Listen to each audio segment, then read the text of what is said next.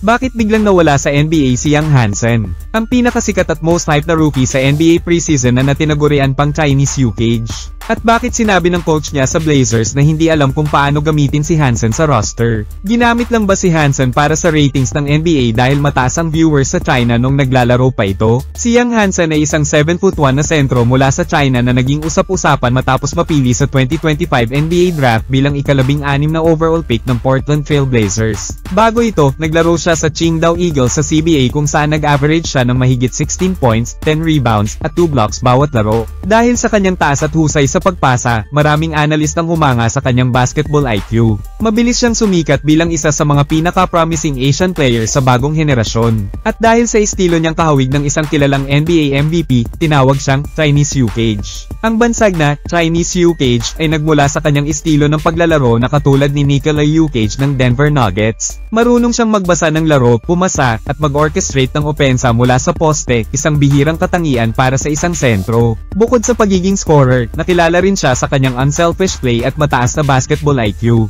Dahil dito, naging viral sa social media ang kanyang mga highlights tuwing preseason. Maging mga fans sa Amerika at China ay nag-umpisang subaybayan ng kanyang bawat laro. Sa NBA preseason, nagpakita siyang ng malalakas na performance laban sa mga mas matatanda at mas pisikal na manlalaro. Ipinakita niya ang kanyang versatility bilang big man na kayang pumasa at tumira mula sa mid-range. Marami ang nagsabing posibleng maging steal of the draft ang Portland sa pagpili sa kanya. Gayunpaman, alam ng coaching staff na kailangan pa niyang mag-adjust sa bilis ng laro sa NBA. Dahil dito, napagpasyahan ng Blazers na ipadala muna siya sa kanilang G-League affiliate, ang Rip City Remix. Maraming fans ang nagulat sa desisyong ito dahil inasahan nilang maglalaro agad si Young sa NBA regular season. Ngunit ayon sa mga ulat, ito ay bahagi lamang ng development plan ng Blazers para sa kanya. Sa G-League, makakakuha siya ng mas mahabang playing time at exposure sa real game situations. Dito rin niya mapapabuti ang kanyang depensa, shooting consistency, at physical conditioning. Sa halip na parusa, ito ay isang oportunidad para mas maging handa sa mas mataas na antas ng laro.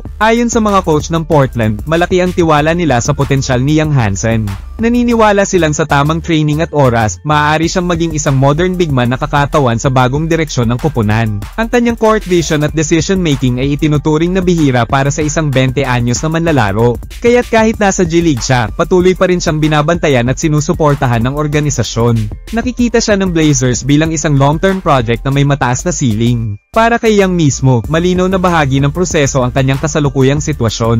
Sa mga panayam, sinabi niyang handa siyang dumaan sa hirap upang makamit ang kanyang NBA dream.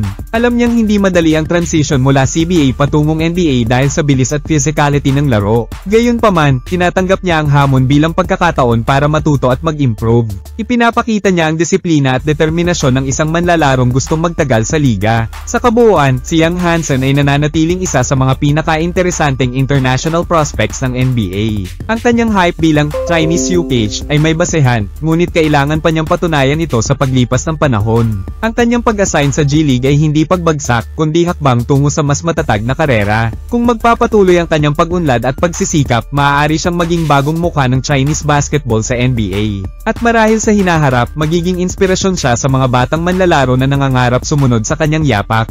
May potensyal pa rin si Young Hansen na magkaroon ng lugar sa NBA kahit mapunta muna siya sa G-League. Ang G-League ay nagsisilbing magandang training ground para sa mga young prospects na kailangang hasain ang kanilang laro bago tumalon sa mas mataas na antas. Dahil gusto nga ng mga NBA teams ngayon ang mga matataas na players na may guard-like skills tulad ni Victor Wembanyama, pasok si Young sa ganitong mold. Sa taas niyang halos 6 feet 10 inches at sa kakayahan niyang pumasa at magdala ng bola, may kakaibang versatility siya para sa isang big man. Kung ma-develop pa niya ang outside shooting at depensa laban sa mas atletikong kalaban, tataas lalo ang value niya. Maraming teams ang nagiging interesado sa mga project players na may mataas na ceiling. Kaya kung patuloy siyang mag-improve sa G-League, posibleng makakuha siya ng spot sa isang NBA roster sa hinaharap.